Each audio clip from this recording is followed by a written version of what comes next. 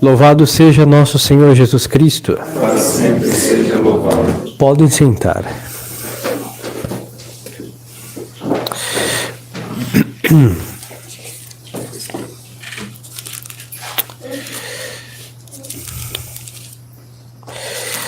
Estimadas almas, celebramos hoje o Natal de Nosso Senhor, seu nascimento, e para que possamos entender um pouco o que a Santa Igreja faz durante esse dia, que é celebrar esse mistério da nossa fé, nós temos a missa, esse dia, 3 missas. A primeira, como nós somos romanos, nós temos que imaginar o Papa como bispo de Roma, na Idade Média, e os seus, cada missa tinha uma questão chamada das estações. Então, ele como bispo de Roma, nos bons e gloriosos tempos da Santa Igreja, ia para a Basílica de Santa Maria Maior, porque ali está o presépio, em realidade a manjedoura, que Nosso Senhor nasceu. Então, a Igreja de Nossa Senhora, junto com essa relíquia do Natal, ele rezava a missa de meia-noite. Nós sabemos que, então, falando do século VII, São Gregório Magno, que dele para diante já se fazia assim. E é muito provável que anteriormente a ele também já se rezava. Tanto que numa das lições do breviário de hoje, ele é um sermão de São Gregório, ele fala, olha, eu vou ser breve porque ainda tenho que rezar 2 missas. E começa a explicar, como um santo padre da igreja, o mistério de hoje. E no evangelho dessa primeira missa, exatamente o evangelho da anunciação do anjo aos pastores, o fato do nascimento de Nosso Senhor na Gruta de Belém. A segunda missa era chamada Missa dos Pastores. A primeira é do galo, porque era a hora que o galo cantava, em Galli Canto. A segunda chamava dos pastores porque continua com aquela narrativa dos pastores. Vamos até Belém e ver o que os anjos anunciaram e a chegada deles ao presépio, que vem exatamente o que os anjos haviam dito. O menino envolvido em faixas e deitado no presépio. E a terceira missa, que é a que nós estamos celebrando, a segunda também é chamada da aurora, porque era no nascer do sol, e essa é do dia. A segunda comemora Santa Anastásia, porque hoje é o dia dela também, e o Papa também celebrava nesta igreja desta Marte, e como justamente por celebrar na igreja dela, comemorava Santa Anastásia, a segunda missa. E a terceira, de volta a Santa Maria Maior, ele rezava a sua terceira missa. E é a que nós estamos celebrando hoje. Aqui nós vamos ver que na terceira missa vai se realçar a divindade de Nosso Senhor. Porque nós sabemos que Nosso Senhor é Deus verdadeiro. Se Cristo não fosse Deus, a nossa fé seria uma fé humana. Da mesma forma que nós cremos em falando obviamente de um fato histórico verdadeiro, nós damos assentimento de fé humana. Existe isso. E se olhássemos na nossa vida, são mais atos de fé humana que nós temos, desde descobrimento do Brasil a qualquer outro fato histórico.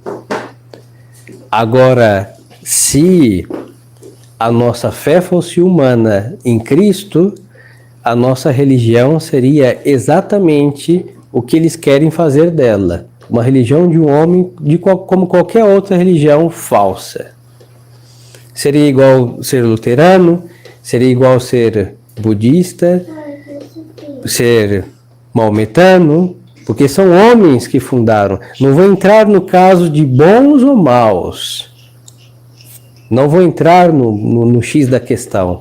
Mas o fato de dar um assentimento religioso a um ato de fé humana é uma profanação da fé. É grave isso. Agora, Por quê? Porque o ato de fé é um ato teologal, toca a Deus. Quando falamos de fé humana em coisas divinas. Não, por isso nós temos a virtude da fé, que nos faz o quê? E a virtude teologal da fé dá um assentimento, mas com uma modalidade sobrenatural nas coisas que Deus nos ensinou e a igreja nos ensina. Que Deus revelou e a igreja nos ensina. Agora, nosso Senhor Jesus Cristo, mesmo como vemos no presépio, assumiu uma natureza humana, mas não assumiu uma pessoa humana. Ele não é uma pessoa humana, é uma pessoa divina. E tudo que a humanidade de Cristo faz, vai à sua pessoa divina.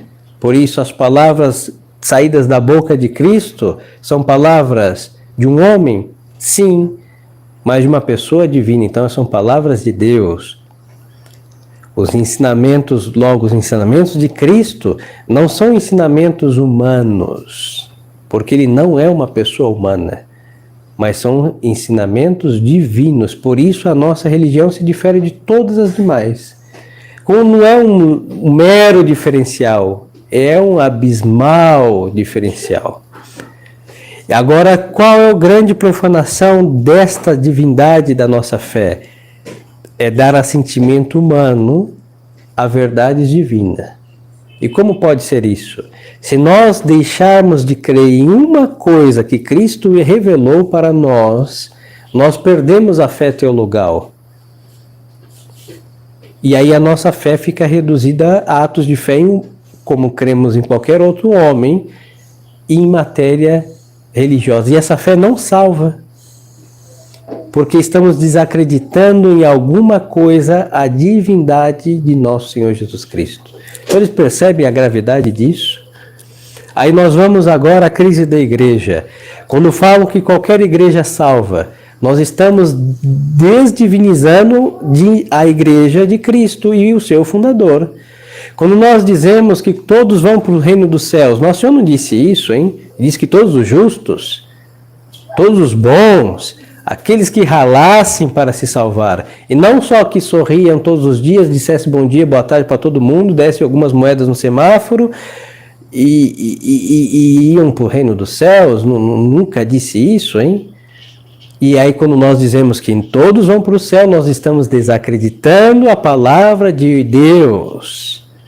E não é escrita somente, são os pensamentos de Deus, os planos de Deus, a escrita que são reproduções da voz de Cristo também, ou seja, estamos reduzindo a nosso Senhor ao mero fundador como qualquer outro fundador de uma religião. Então estamos desdivinizando Cristo. Por isso, na terceira missa, está impregnada da verdade, da divindade deste menino. Primeiro começa com o texto do profeta Isaías. Puernatus es nobis, nasceu-nos um menino e foi dado um filho, e sobre ele repousa o império sobre seus ombros, e é chamado anjo do grande conselho. E aí o profeta Isaías vai dizer que o seu nome é admirável, é Deus forte e Pai do século futuro. Quando fala de nosso Senhor, isso é pura divindade, hein? Deus forte e Pai do século futuro. Quem é o Senhor dos séculos? Deus. Então ficou clara já antes, séculos antes da vinda de nosso Senhor, que o Messias é Deus. Mas os primeiros a desdivinizar o Messias foram os próprios judeus.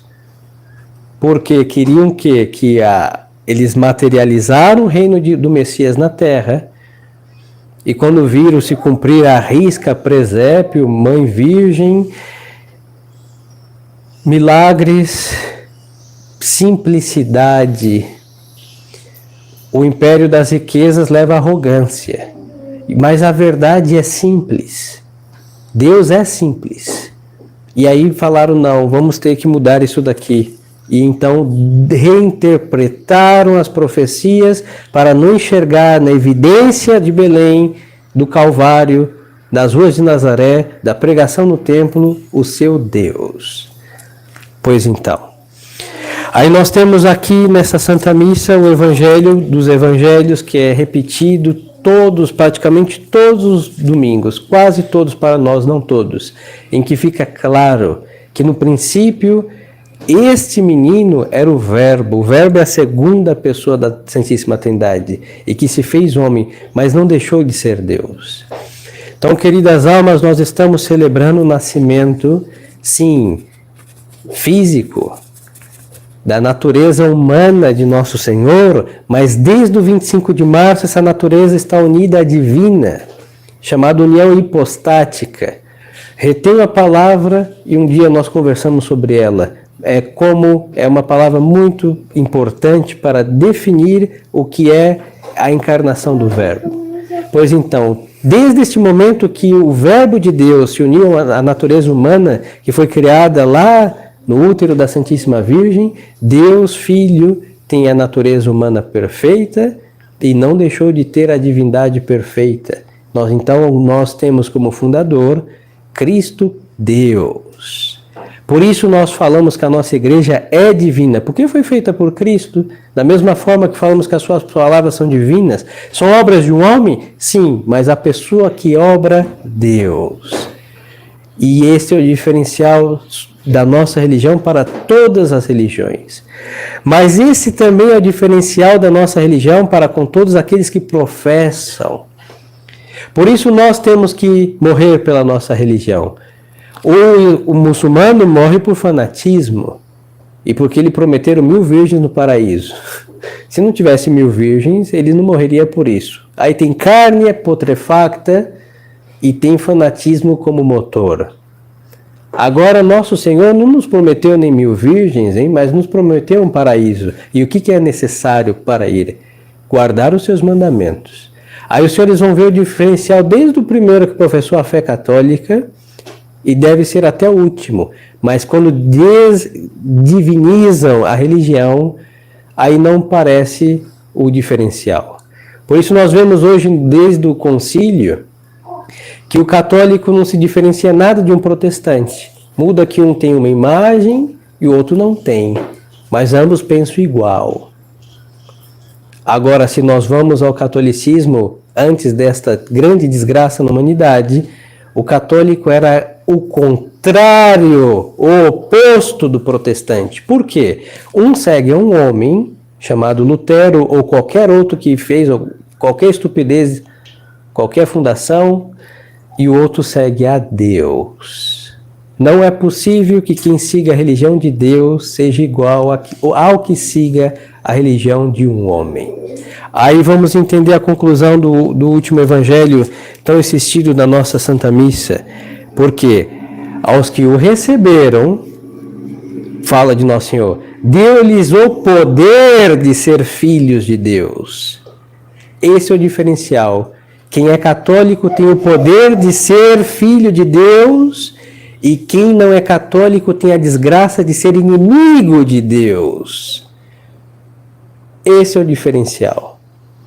Podem falar de Jesus, Bíblia debaixo do braço e glórias e aleluia, mas se não está na igreja de Cristo, é inimigo de Cristo, sim, senhores.